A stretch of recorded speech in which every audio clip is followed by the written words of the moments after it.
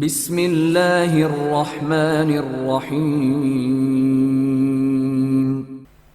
سعدیہ کمرے میں داخل ہوئی اور میرے سرہانے آ کر بیٹھ گئی۔ بہت تھکے ہو؟ وہ اپنی مدھر آواز میں بولی۔ ہاں بہت زیادہ، میں آہستہ سے بولا۔ کھانا کھاؤ گے؟ وہ میرے بالوں میں انگلیاں پھیرتے ہوئے بولی۔ نہیں، بس تم اسی طرح اپنے ملائم ہاتھوں سے میرا سر سہلاتی رہو۔ اچھا، جیسے تمہاری مرضی۔ وہ اسی طرح ہاتھوں سے میرے سر میں کنگھی کرتے ہوئے بولی، اور پھر اچانک وہ میری نظروں سے اوجھل ہوئی اور مجھے لگا میں گھر میں نہیں کسی اور جگہ پر ہوں۔ اور پھر آہستہ آہستہ میرا شعور جاگا اور مجھے یاد آ گیا کہ میں دلیر سنگھ کی محبوبہ کے فلیٹ میں تھا، لیکن جاگ جانے پر بھی مجھے اپنے سر میں انگلیاں پھرتی محسوس ہوتی رہیں۔ میں نے آنکھیں کھول کر دیکھا تو وہ جوہی تھی، اور بڑے پیارے انداز میں میرے بالوں میں انگلیاں پھیر رہی تھی۔ کمرے کے اندر ٹیوب لائٹ روشن تھی، اس کا مطلب تھا کہ رات ہو گئی تھی۔ ٹیوب لائٹ کی روشنی میں اس کا چہرہ عجیب منظر پیش کر رہا تھا، اور وہ کسی سیارے کی مخلوق نظر آ رہی تھی۔ میں اپنے سر سے اس کا ہاتھ ہٹا کر جلدی سے اٹھ بیٹھا اور ہکلاتے ہوئے بولا، کیا بات ہے؟ وہ کھلکھلا کر ہنس پڑی اور بولی، ڈر گئے ہیں؟ اتنی بری شکل بھی نہیں میری۔ بات کیا ہے؟ میں چڑھ کر بولا، اور تم یہاں کیسے؟ حضور، داسی آئی ہے کھانے کا بتانے کے لیے کہ کھانا تیار ہے اور سرکار کا انتظار ہے۔ اچھا تم چلو، میں آتا ہوں، جلدی آنا ورنہ میں پھر آ جاؤں گی۔ یہ کہہ کر وہ مسکراتے ہوئے کمرے سے نکل گئی، اور میں اٹھ کر کمرے سے ملحقہ باتھ روم کی طرف بڑھ گیا۔ منہ ہاتھ دھو کر میں ان کے پاس آیا تو وہ ٹیبل پر کھانا سجائے بے صبری سے میرا انتظار کر رہے تھے۔ بھائی، آ بھی جاؤ یار، آپ کی تو نیند ہی پوری نہیں ہو رہی۔ مجھے دیکھتے ہی دلیر سنگھ بے صبری سے بولا۔ سوری، میں معذرت خواہانہ لہجے میں بولا، تمہیں تمہیں میرا انتظار کرنا پڑا۔ نہیں نہیں، کوئی بات نہیں، جوہی جلدی سے بولی۔ یہ تو ہے ہی ایسا بے صبرا، بس ہر وقت جلدی میں پڑا رہتا ہے۔ ہاں، سوائے شادی کے، میں آہستہ سے بولا، اور دلیر سنگھ کہکا لگا کر ہنس پڑا، جبکہ جوہی نے شرما کر سر جھکا لیا۔ کھانا کھانے کے دوران ہم خاموش رہے۔ بہت دنوں بعد اتنا اچھا کھانا کھانے کو ملا تھا۔ میں نے خوب ڈٹ کر کھایا۔ چائے چلے گی یا کافی؟ کھانے کے برتن سمیٹنے کے بعد جوہی نے پوچھا۔ چائے بہتر رہے گی، کیوں جانو صاحب؟ دلیر سنگھ بولا۔ بالکل، میں نے بھی دلیر سنگھ کی تائید کی اور جوہی سے ہلاتے ہوئے کچن کی طرف بڑھ گئی۔ جانو صاحب، جوہی کے جاتے ہی دلیر سنگھ بولا، آج رات میں بھیس بدل کر حالات کا جائزہ لینے کے لیے نکلوں گا اور کوشش کروں گا کہ کمال سے بھی ملاقات ہو جائے۔ اگر میں واپس نہ آؤں تو پریشان نہیں ہونا۔ میں بھی تیرے ساتھ چلوں گا۔ نہیں، ابھی تک آپ کی جانے کی ضرورت نہیں۔ میں کوشش کروں گا کہ آپ کے امبالے سے نکلنے کا کوئی بندوبست کر سکوں۔ اس طرح اگر ہو جائے تو بہتر ہوگا۔ میں نے اس کی تائید کی۔ آپ کو کوئی چیز تو نہیں چاہیے؟ اسے پرخلوص لہجے میں پوچھا۔ بس کپڑوں کا ایک اور جوڑا لیتے آنا، میں بے تکلف ہو کر بولا۔ ٹھیک ہے۔ دلیر سنگھ نے اس بات میں سر ہلایا۔ اسی وقت جوہی چائے بھی لے کر آ گئی۔ چائے پیتے ہی دلیر سنگھ جانے کے لیے اٹھ کھڑا ہوا۔ تم کہاں چلے؟ جوہی حیرانی سے بولی۔ بس ذرا مارکیٹ تک جانا ہے، وہ جوہی سے نظر بچا کر مجھے آنکھ مارتا ہوا بولا۔ جلدی واپس آنا، جوہی بولی، اور دلیر سنگھ سر ہلاتا ہوا فلیٹ سے نکلتا چلا گیا۔ اس کے جاتے ہی میں اپنے کمرے کی طرف چل پڑا، جبکہ جوہی برتن سمیٹ کر کچن کی طرف بڑھ گئی۔ کمرے میں جا کر بیڈ پر لیٹ گیا۔ نیند میری آنکھوں سے کوسوں دور تھی۔ مختلف قسم کی پریشان سوچوں نے مجھے گھیرے میں لے لیا تھا۔ میں جتنی جلدی گھر پہنچنے کی کوشش کر رہا تھا، اتنا زیادہ راستے میں رکاوٹیں پیدا ہو رہی تھیں۔ رہ رہ کر چچا جان کا خط کے الفاظ میری آنکھوں کے سامنے ناچنے لگے۔ چھٹی ملے یا نہ ملے، گھر پہنچو۔ پتہ نہیں وہ کون سی مصیبت تھی جس کے زیر اثر چچا جان کو یہ الفاظ لکھنے کی ضرورت پڑی تھی۔ میں انہی خیالوں میں ڈوبا ہوا تھا کہ جوہی دروازہ کھول کر اندر داخل ہوئی۔ میرے چہرے پر یکدم بیزاری کے آثار نمودار ہوئے۔ مجھے اس کا آنا ناگوار گزرا تھا۔ دلیر سنگھ کسی بھی وقت لوٹ کر آ سکتا تھا، اور ہمیں اکٹھا کمرے میں دیکھ کر کسی قسم کا شک بھی اس کے ذہن میں پیدا ہو سکتا تھا۔ اگر وہ نہ بھی آتا تب بھی جوہی کا میرے ساتھ بیٹھ کر گپیں ہانکنا بہتر نہیں تھا۔ اور یہ بات بھی تھی کہ جوہی جس طرح میری ذات میں دلچسپی لے رہی تھی، وہ میرے لیے کسی قسم کی مشکل کا باعث بن سکتی تھی۔ آپ کو شاید میرا آنا ناگوار گزرا ہے، جوہی میرے چہرے پر ناگواری کے واضح آثار محسوس کر کے بولی۔ نہیں نہیں، میں جلدی سے بولا، کیونکہ آخر میں اس کے گھر میں تھا اور بن بلایا مہمان تھا۔ یہ تو میں یوں ہی گھر یاد آنے کی وجہ سے کچھ پریشان سا تھا۔ جانو صاحب، جوہی سنجیدہ لہجے میں بولی، مجھے پتا ہے کہ میں آپ کو اچھی نہیں لگی ہوں، اور اگر لگتی تو تب بھی آپ کا میرا ملاپ اس جنم میں ناممکن نہیں تو مشکل ضرور تھا۔ آپ مجھے پہلی نظر میں کیوں اچھے لگنے لگے ہیں، اس بارے میں کچھ نہیں کہہ سکتی۔ البتہ ابھی میں آپ کے پاس اپنی پسندیدگی کا اظہار کرنے نہیں آئی، بلکہ میرا مقصد آپ کو ایک بہت بڑے خطرے سے آگاہ کرنا ہے۔ کیسا خطرہ؟ میں جو اس کی باتیں بیزاری سے سن رہا تھا، خطرے کا نام آتے ہی میری بیزاری کافور ہو گئی اور میں چوکنا ہو گیا۔ دلیر سنگھ کمال کے پاس گیا ہے اور وہاں سے دونوں انویسٹیگیشن والوں کے پاس جائیں گے۔ اس طرح ایک تو دلیر سنگھ اس خطرے سے بچ جائے گا جو اسے آپ کا ساتھ دینے سے لاحق ہو سکتا تھا، دوسرے وہ انعام کی اس رقم کا بھی حقدار پائے گا جو آپ کو گرفتار کرانے والے کو دینے کا وعدہ کیا گیا ہے۔ اور میرے ذہن نے بغیر کسی تردد کے اس کی بات کو تسلیم کر لیا، لیکن پھر بھی میں اس سے پوچھے بغیر نہ رہ سکا۔ تم اتنے یقین سے یہ سب کچھ کیسے کہہ سکتی ہو؟ کیونکہ جس وقت آپ سوئے ہوئے تھے اس وقت دلیر سنگھ نے میرے ساتھ بیٹھ کر یہ منصوبہ بنایا تھا، اور آپ کے چائے کے کپ میں نے نیند کی دوائی بھی ڈالی تھی۔ کیا؟ میں پریشانی سے اچھل پڑا اور وہ کھلکھلا کر ہنس پڑی۔ سوری، منصوبہ اسی طرح تھا لیکن میں نے اس پر عمل نہیں کیا۔ اس کا مطلب ہے مجھے یہاں سے جانا پڑے گا، میں جلدی سے بوٹ پہنتے ہوئے بولا۔ ہاں، وہ یکدم سنجیدہ ہوتے ہوئے بولی۔ اگر میرے بس میں ہوتا تو میں آپ کو اسی فلیٹ میں چھپا لیتی، البتہ اگر آپ چاہیں تو میں آپ کو اپنی ایک سہیلی کا پتہ دے سکتی ہوں جہاں آپ جب تک چاہیں چھپ کر رہ سکتے ہیں۔ شکریہ، میں گھڑی پر نظر ڈالتا ہوا بولا۔ میں اب چلوں گا کیونکہ دلیر سنگھ کو گئے کافی دیر ہو گئی ہے، یہ نہ ہو وہ انہیں لیے سر پر آ پہنچے۔ اگر رقم کی ضرورت ہو تو میرے پاس تھوڑی بہت ہے، وہ آہستہ سے بولی۔ نہیں، رقم میرے پاس کافی ہے۔ یہ کہہ کر میں اس کی جانب بڑھا اور اسے دونوں قدوں سے پکڑ کر اس کی آنکھوں میں جھانکا جس میں نمی تہتی واضح نظر آ رہی تھی، اور بولا، جوہی تم بہت اچھی لڑکی ہو، مجھے پہلی ہی نظر میں تم بہت اچھی لگی ہو، لیکن افسوس کہ میں شادی شدہ ہوں۔ بالکل تمہاری طرح کی ایک پیاری سی لڑکی میری شریک حیات ہے جس سے میرا ایک بیٹا بھی ہے۔ تمہاری ذات میں دلچسپی لے کر میں اسے بے وفائی کا مرتکب نہیں ہو سکتا، بلکہ یہ تمہارے ساتھ بھی دھوکا ہوتا۔ اسی وجہ سے میں تمہارے ساتھ ناگواری سے پیش آ رہا تھا، ورنہ بخدا تم نظر انداز کرنے کے قابل نہیں ہو۔ اس کے علاوہ یہ دلیر سنگھ سے بھی دوستی کی آڑ میں دشمنی کرنا تھی۔ میں ایک لمحے کے لیے رکا اور پھر بولا، تم نے میرے ساتھ جو اچھائی کی اس کا بدلہ دینا تو میرے بس میں نہیں، البتہ اگر میری کسی بات پر تمہارا دل دکھا ہو تو اس کی معافی ضرور چاہوں گا۔ اگر ہو سکے تو اس پردیسی کو معاف کر دینا۔ یہ کہہ کر میں نے جیسے ہی اس کے کندھوں سے ہاتھ اٹھائے وہ بے ساختہ مجھ سے لپٹ گئی اور میرے چہرے پر بوسوں کی بارش کر دی۔ میرے پاس ان چوچلوں کے لیے ٹائم نہیں تھا۔ دلیر سنگھ کسی وقت بھی میرے دشمنوں کو ساتھ لیے وہاں پہنچ سکتا تھا، لیکن اس کے احسان کو دیکھتے ہوئے مجھے اس کا دل رکھنا پڑا، اس لیے میں نے نرمی سے اسے خود سے علیحدہ کیا۔ اس کی آنکھوں میں تیرتی نمی آنسوں کی شکل اختیار کر گئی تھی۔ جوہی پاگل مت بنو، میں نے اسے پیار سے جھڑکا۔ تمہارے آنسو دیکھ کر میں رکنا چاہوں بھی تو نہیں رک سکتا کہ میرے دشمن پہنچنے والے ہوں گے اور وہ مجھے زبردستی تم سے جدا کر کے لے جائیں گے۔ اگر تم یہی چاہتی ہو تو ٹھیک ہے، میں نہیں جاتا۔ نہیں نہیں، میں اب نہیں رہوں گی، وہ جلدی سے اپنے آنسو پوچھتے ہوئے بولی۔ اپنا خیال رکھنا اور اگر ہو سکے تو دلیر سنگھ کو بھی معاف کر دینا، بھگوان تمہاری رکشا کرے۔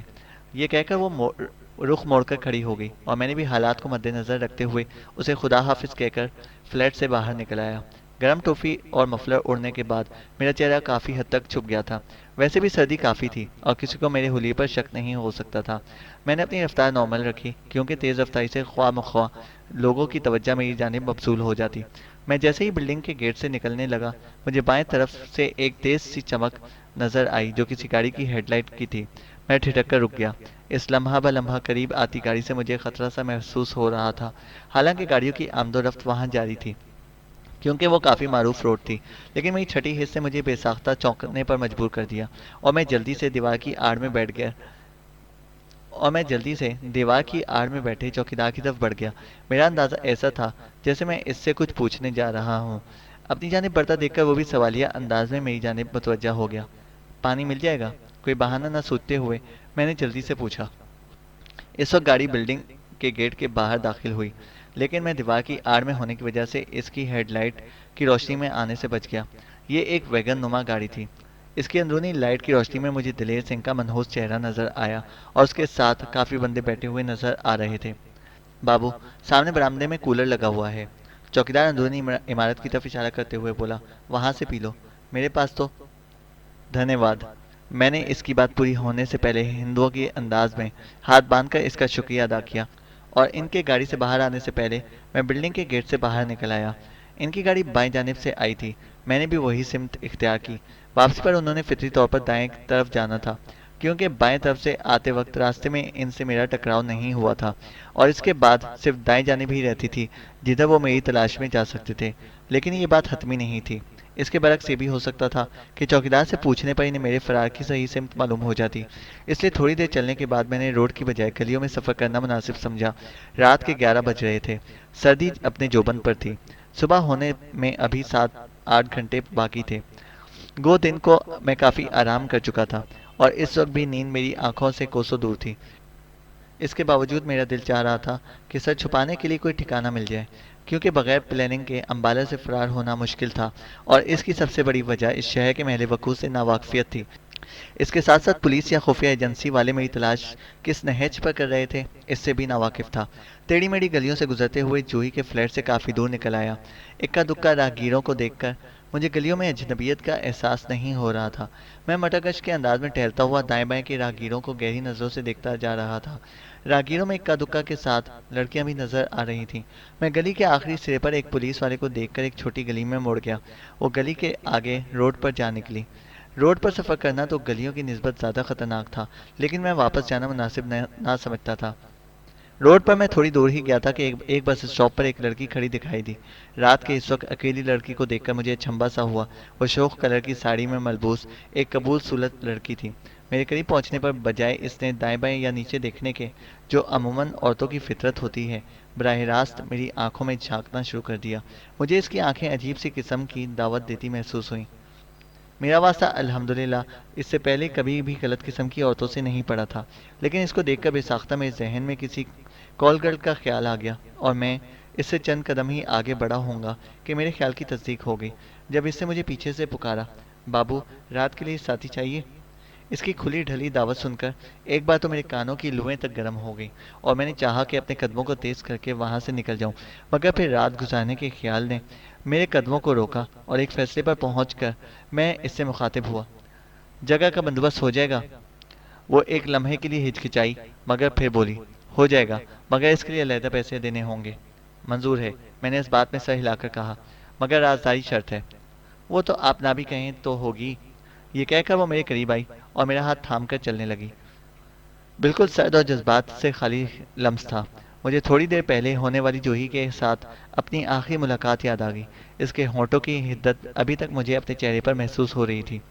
اگر ریٹ طے کر لیتے، اس کے ساتھ چلتے ہوئے میں گھٹیا پن کی حد کراس کرتے ہوئے بولا، عام حالات میں کبھی بھی اس قسم کی گھٹیا بات میرے منہ سے نہ نکلتی، لیکن اس وقت حالات ایسے بن گئے تھے کہ مجھے اس روپ میں ڈھلنا پڑا، ورنہ عورت کی تکریم و تقدس تو مجھے بچپن سے سکھائی گئی ماں، بہن، بیٹی اور بیوی جیسے مقدس رشتوں کے علاوہ میں عورت کے کسی اور روپ سے واقف نہیں تھا۔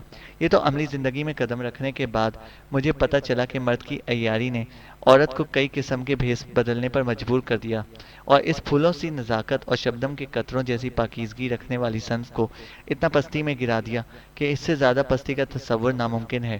گو اس جرم میں عورت بھی مرد کے ساتھ شریک ہے، لیکن اس میں زیادہ ہاتھ مرد کا ہے، اور عورت کو اس کی سادگی نے اس جرم میں ملوث کر رکھا ہے۔ شاید کچھ قارئین کو میرے اس نقطۂ نظر سے اختلاف ہو، بہرحال یہ میری اپنی سوچ ہے، اور اختلاف رکھنے والے اختلاف رکھنے کا حق رکھتے ہیں۔ 250 کمرے کے کمرہ ہوٹل کا ہوگا؟ میں بے اختیار رک گیا، کیونکہ اس صورت میں مجھے اپنا پلان فیل ہوتا نظر آیا۔ نہیں، میرا اپنا گھر ہے، وہ جلدی سے بولی۔ اور کون کون ہے اس میں؟ میں مطمئن ہو کر اس کے ساتھ چلنے لگا۔ اس سے آپ کو کوئی مطلب نہیں ہونا چاہیے، وہ سرد لہجے میں بولی۔ آپ کے لیے اتنا کافی ہے کہ ہمیں کوئی بھی ڈسٹرب نہیں کرے گا۔ سوری، اس کے لہجے کی ناگواری محسوس کر کے میں بے ساختہ بولا، اصل میں میرا ارادہ ہے کہ میں پوری شب ہی آپ کے ساتھ گزار دوں، اور معاوضے میں 250 کی بجائے 500 روپے دینے کو تیار ہوں، لیکن میں پوری شب آپ کا ساتھ نہیں دے سکوں گی۔ اتنے زیادہ معاوضے کا سن کر اس سے انکار نہ کیا گیا۔ مجھے صرف آرام کے لیے جگہ درکار ہے، میں نے اپنی بات کی وضاحت کی۔ پھر ٹھیک ہے، وہ مطمئن ہو گئی۔ قارئین کی معلومات کے لیے عرض کرتا چلوں کہ انڈیا میں کئی زبانیں بولی جاتی ہیں، جن میں پنجابی، ہندی، گجراتی، اردو وغیرہ شامل ہے، لیکن ان کی اردو میں ہندی کے بہت زیادہ الفاظ استعمال ہوتے ہیں۔ انڈیا میں نے جتنا عرصہ گزارا، میرا واسطہ بھی ایسی ہی اردو سے پڑھتا رہا۔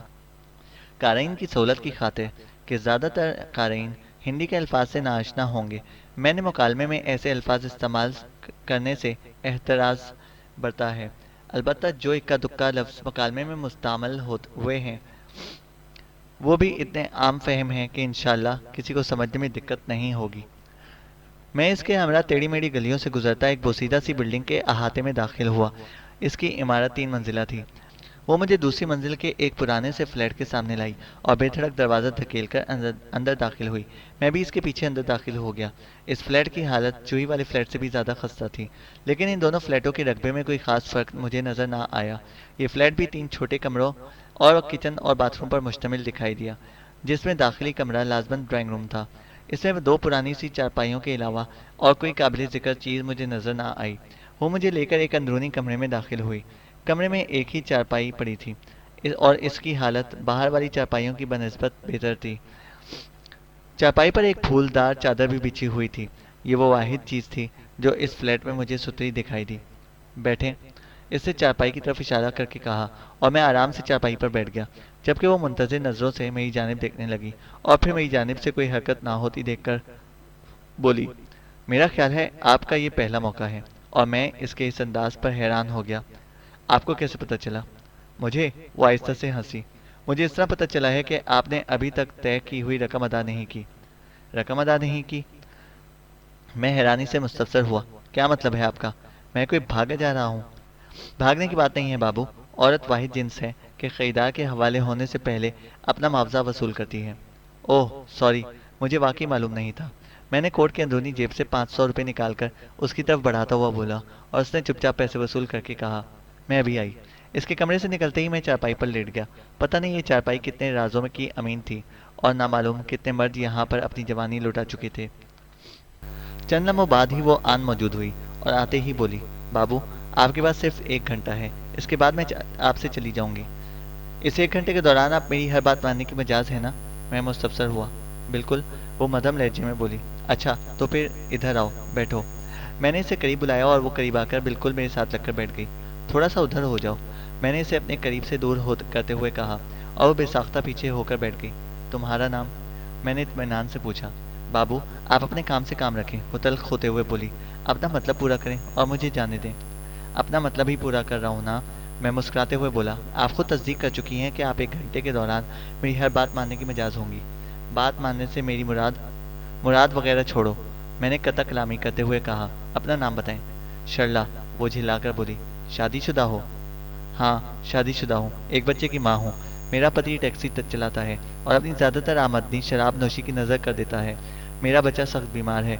डॉक्टर ने इलाज के लिए 10,000 की रकम का मुतालबा किया है। इसी रकम को पूरा करने के लिए 1 हफ्ते से कोशा हूँ और अभी तक बमुश्किल 2,000 जमा कर पाई हूँ। बस या और कुछ? वो तेज़ लहजे में बोली। अब जल्दी करो ताकि मैं अपने बच्चे के पास जा सकूँ। ये कहकर इसने खड़े होकर अपनी साड़ी के बल खोलने शुरू कर दिए। वो भरे भरे जिस्म की एक काबिल कबूल औरत थी और किसी भी मर्द के लिए इसको नज़रअंदाज करना बहुत मुश्किल था। मगर मैं तो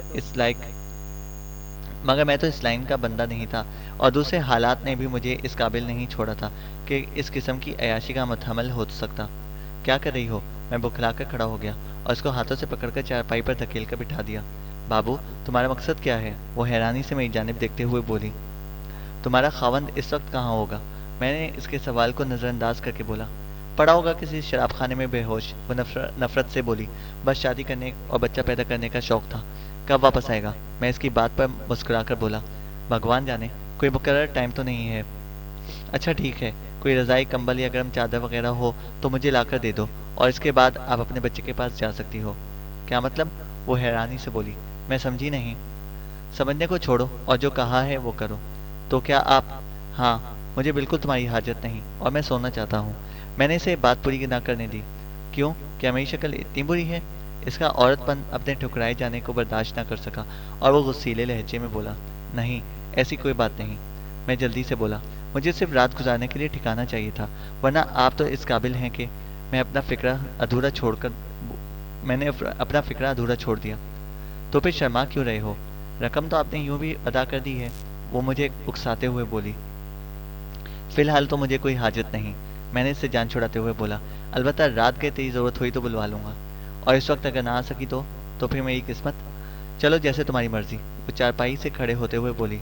और हाँ, आप पहले मर्द हैं जिसको मैं अपने घर लाई हूँ, इसलिए सुबह सवेरे जल्दी निकलने की कोशिश करना।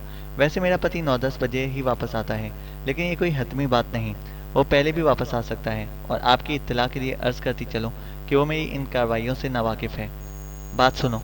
वो जैसे ही अपनी बात ख़त्म करके जाने के लिए मुड़ी, मैंने इसे पीछे से पुकारा। जी? वो हल्के से मुस्कुराते हुए पीछे मुड़ी। शायद इसने मेरे पुकारने का कोई और मतलब समझा था। अगर तुम वाकई किसी मजबूरी के तहत इस गंदगी में मुलविस हो तो फिक्र ना करो, सुबह मुझसे अपने बच्चे के इलाज के लिए जितनी रकम चाहिए हो ले लेना। क्या? इसकी आंखें हैरत से फैलती चली गईं। तुम इतनी रकम मुझे क्यों अदा करोगे? इससे तुम्हारा कोई मतलब नहीं होना चाहिए, मैंने इसी के अंदाज में जवाब दिया। नहीं, तुम मुझे इतनी रकम बगैर किसी गर्ज के क्यों देने लगे? वो नफ़ी में सर हिलाते हुए बोली। इंसानियत से तुम्हारा एतबार इतना ज़्यादा उठ गया है कि किसी की पुरखलूस कोशिश भी गर्ज पर मबनी नज़र आती है। हालांकि तुमसे किसी किस्म की कोई गर्ज होती तो वो मैं इन पैसों के देने का वादा किए बगैर पूरी कर लेता। बहरहाल तुम्हें यकीन नहीं आता तो ये लो। मैंने जेब से मौजूद दिलेर सिंह के दिए हुए पैसे निकालकर इसमें से 10,000 गिनकर इसकी तरफ बढ़ाते हुए कहा। वो गोमगो सी कैफियत में खड़ी रही, बेयकीनी इसकी आंखों में हलकुले ले रही थी। ये असली नोट है? मैं मुस्कुराते हुए बोला। इससे पहले कि मेरा इरादा बदल जाए ले लो। मैं किस मुंह से आपका शुक्रिया अदा करूं? वो मेरे हाथ से पैसे पकड़कर ममनूनियत भरे लहजे में बोली। खुशी और तशक्कुर से इसकी आंखों में नमी उतर आई। इसी मुंह से कर लो, मैं शरारतन बोला। क्या? वो हैरानी से मुस्तफसर हुई। शुक्रिया अदा? मैंने अपनी बात की वजाहत की। तुम पूछ रही थी ना कि किस मुंह से शुक्रिया अदा करूं, तो तुम्हारा ये मुंह भी काफ़ी अच्छा है, इसी से कर लो। और मेरी बात पर वो खिलखिलाकर हंस पड़ी। वो हंसते हुए मुझे काफ़ी अच्छी लगी। चाय लाऊं आपके लिए? नहीं शुक्रिया, अब आप जाएं, मैं भी आराम कर लूं। ये कहकर मैं चारपाई पर लेट गया। हाँ, आप आराम करें, मैं आपके लिए रज़ाई लाती हूँ। ये कहकर वो कमरे से निकल गई और चंद लम्हों बाद ही साफ सुथरी रज़ाई लिए वापस आई और मेरे मना करने के बावजूद बड़े प्यार से मुझे रज़ाई उड़ाकर दोबारा वापस लौट गई। चैनल को सब्सक्राइब करें और बेल आइकन को प्रेस करें ताकि हमारी हर अपडेट आपको बर वक्त मिल सके।